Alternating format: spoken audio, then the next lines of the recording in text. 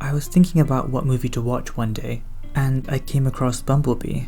It was critically very well received, and usually Transformers movies are pretty naff. I looked it up and Michael Bay was not directing, but he was producing, so I was like, meh. But then I saw it was written by a woman. A woman! Treacherous snake! So I thought, oh okay, I'll give this movie a chance. Inject some estrogen into this franchise. I love Hailee Steinfeld, I think she's a great actress. So I couldn't put my finger on it, but halfway through I just stopped watching and put on True Grit instead. It was far more entertaining, plot-wise, and just in general, really. Lawyer Daggett will prove ownership of the Grey Horse. He will come after you with a writ of Replevin. A what? Writ of Alright, Replevin. now, And that's my review. Tune in next time, please hit the like button and subscribe. I'm just kidding. So I want to dissect this movie and find out why I wasn't invested. I want to see if I can improve anything. I'm the charlatan vegan, so please don't take anything I say too seriously, but that being said, I am the most qualified person to do this. Okay, let's do this. The movie starts with an action-packed fight scene. This was the best fight scene to come out of the Transformers franchise, and I mean that objectively. Optimus? Decepticons, attack! So, the Decepticons have attacked the Autobots on their home planet of Cybertron, and Bumblebee is sent to Earth to set up a base there. Bumblebee ends up meeting John Cena, but you can't touch. And John Cena greets him politely. Light it up! Then a Decepticon comes out and he f***s up Bumblebee and he rips out his vocal cord. And then we are introduced to Charlie, and her likability is just off the charts. Where's breakfast? Breakfast is conveniently located in the cupboards and the fridge. Try to help out. We'll come back to this, but Charlie finds Bumblebee in some scrapyard, and Charlie fondles around with Bumblebee. She leaks his live location to insurrectionists and the Decepticons. That's B-127's signal. Can you trace it? Already did. Charlie clocks Bumblebee.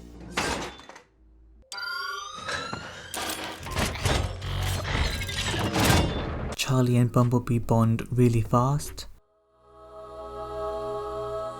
Oh, wrong clip. Sorry.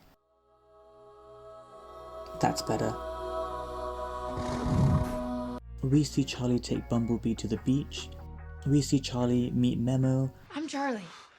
I'm Memo, hi. She makes Memo strip on Bumblebee. Yo, give me your shirt. Huh? Give me your shirt. Come on, give me your shirt. Somehow Memo and Charlie end up at a party on a cliff. Some mean girls are mean to Charlie. Remember these guys because they are super relevant to the plot. Charlie TPs a house and smashes a car. This is also imperative to the plot. Meanwhile, the Decepticons have their together and they are just going full steam ahead with tracking down Bumblebee. These two storylines complement each other really well. The scenes flow seamlessly from one to another. Okay, real talk. Rewind! Real talk! The movie has already told us that the Decepticons are the main antagonists. Set course for Earth. If I know this, then I'm not that focused on the cliff party, or the mean girls, or Memo. Even if he takes his shirt off, it's not enough to keep me invested. As an audience member, I found myself coasting. I wasn't enjoying the present because I was waiting for the Decepticons, the real storyline, to begin. We get these long emotional character development scenes, but they come with a price, and apparently that price is the plot, because it comes to a complete standstill for half the movie. I mean, I'm glad they're bonding, but come on guys, the Decepticons are coming! Set course for Earth. But of course Charlie and Bumblebee are completely unaware that they are being tracked, and that's another issue with the pacing. The audience sees how Bumblebee arrived on Earth, but Charlie doesn't realize this till about 40 minutes in. That voice said something about a war? Is the VW Beetle some kind of disguise? For the first half of the movie, the audience knows more than the main character. When you have an active plot and a passive plot, the passive will always pale in comparison. She's the least exciting to look at. Remember when I said I started watching True Grit? I started wondering, why is this so much easier to watch than Bumblebee? And then I figured it out. It's not that I have undiagnosed ADHD, it's because the characters in Bumblebee follow the plot. In True Grit, the plot follows the characters. The premise of the movie is a girl named Maddie Ross wants to bring the man who murdered her father to justice. My name is Maddie Ross. Scene by scene, we follow Maddie as she tries to achieve this. The protagonist has an overarching goal. She may have to do side quests along the way, but we know where she's heading. The audience are active viewers, invested in Maddie getting closer to her goal. You are not LaBeef. Now, imagine if someone told her in the beginning, the man who murdered your father is going to be at this location at this time. That takes the tension out of the whole movie. And then you get a movie like Bumblebee. Set course for Earth. So here are my humble suggestions. Remember that epic opening scene? I've lost contact with the Capitol! Scrap it. Now stay with me.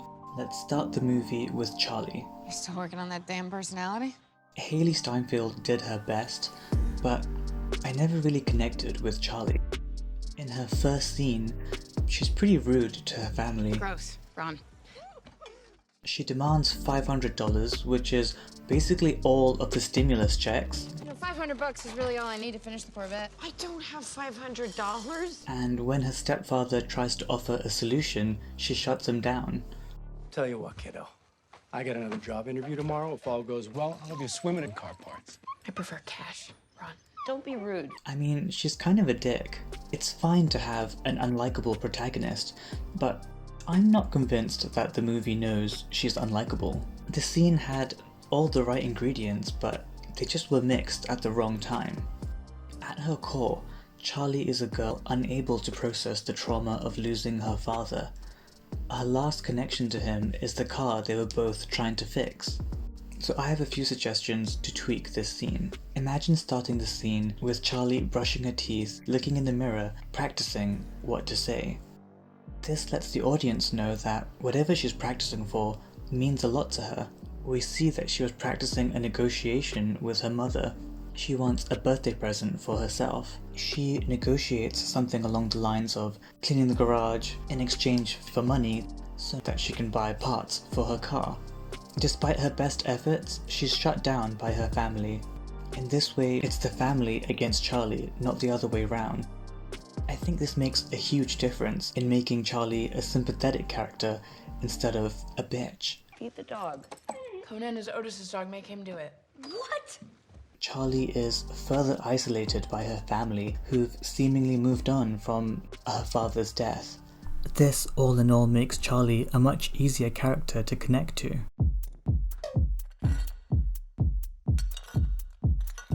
So Charlie has a goal to fix her dad's car. When she finds Bumblebee, her goal evolves to helping fix him. This sends Charlie on a quest to help fix Bumblebee's memory. As she fixes Bumblebee's memory, we can get segments of that opening scene through audio or visual recordings. Step by step, they piece together the mystery of how he got here. Since in this version we haven't seen that glorious opening scene, the audience is just as curious as the characters. This way, the most interesting storyline is Charlie and Bumblebee's. Are you scared? So with this gentle shift in the narrative, the movie now follows Charlie, instead of Charlie following the movie. We could even play with the audience's expectations of Bumblebee. Instead of straightforward flashbacks, all the memories could be damaged, so we end up with something like this.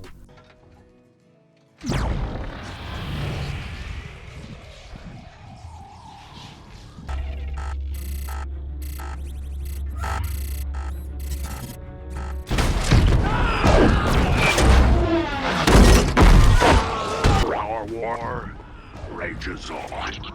This could make Charlie second guess who Bumblebee is. Is he a ruthless murderer or a war hero? Did he kill younglings? Killed younglings? These type of questions keep the audience invested as we find out, and as they try to fix them, they can alert the Decepticons by accident, which I think would be better than this scene where Bumblebee gets bored and decides to go exploring. Bitch! You were in that dusty garage for so long and now you explore? This way, there's a natural progression of tension that builds to the climax. If the audience has only seen the damaged flashbacks of Bumblebee's past, the scene where John Cena speaks to the family has a whole new undertone. Okay, sorry, I'll stop. In the movie, I find this scene to be a little static. We know Charlie will protect Bumblebee no matter what anyone says. It is a highly dangerous war machine. No, he isn't, okay, Mom? He's not some war machine. But in our version, John Cena plays security footage of Bumblebee damaging their base. This, combined with the damaged flashbacks we saw, truly puts Charlie in a predicament. Charlie doesn't have a clear idea of what's happened. On one hand, he's this cute Tamagotchi thing, and on the other hand, he's this dangerous diva. Killed younglings? The stakes are set, and Charlie has to choose between her head or her heart. Now let's talk about the family. Look at the family get up! Look at the family! I feel like the studio wanted to make a family-friendly movie, and they thought, great, let's shoehorn a family in there for the feel-good family feels. But I wasn't feeling the familial connection. In one of the last scenes, they're framed together like one big happy family. Sure, they're happy Charlie's alive, but underneath the surface, nothing has really changed in their relationship. Everyone in this family is trying to be happy, and all you want to do is make things harder. No one addresses that Charlie felt isolated from them. None of them have a deeper understanding of Charlie, or vice versa. I've got some ideas that could change this. One issue with the family is that, apart from the beginning, they don't really affect the plot, and in the times they do affect the plot, their actions are laced with character inconsistencies. Take this for example. In the movie, Charlie tries to escape her house in order to help Bumblebee. She's caught by her brother Otis. Go home. Ah! I will tell you a secret if you shut up. After a quick standoff, Otis agrees to help her. Now, he doesn't need much convincing. If you think about it, it doesn't make a lot of sense. I mean, from his point of view, the last thing his weird emo sister did was trash their house, and she didn't really seem remorseful. Look, Mom, I can explain. We will talk about this. We will talk about this later. Right now, I have to go. Are you kidding me? But hold that thought, this actually ties in with Memo. It's nice to meet you. Pleasure. I want to start by saying I love how this movie sexualized him. After the first Transformers movie, we needed this scene for balance. So listen, I was wondering if I could ride you home. Give you a ride home. When we sexualize both genders with zero relevance to the plot, that is true gender equality. So what was I saying about Memo? He may have charm and charisma, but he had no right to be in this movie. I mean, there were some scenes where he didn't need to be there. The gun. What? The electric gun. Get it. I can fix you. Come on, give me the other one. If you took Memo out of the movie, it doesn't actually change much. His big moment gets played off for a cheap laugh. I'll go on, I'll buy you some time with these guys. Halt! Stop! Well, that didn't work. With the romance element, I feel like they were trying to go down this progressive route, but they just kind of hit the post with that. Just kiss me? On the cheek. You can look, but you can't touch. Oh, yeah, not quite there yet. Nope. Yep, okay.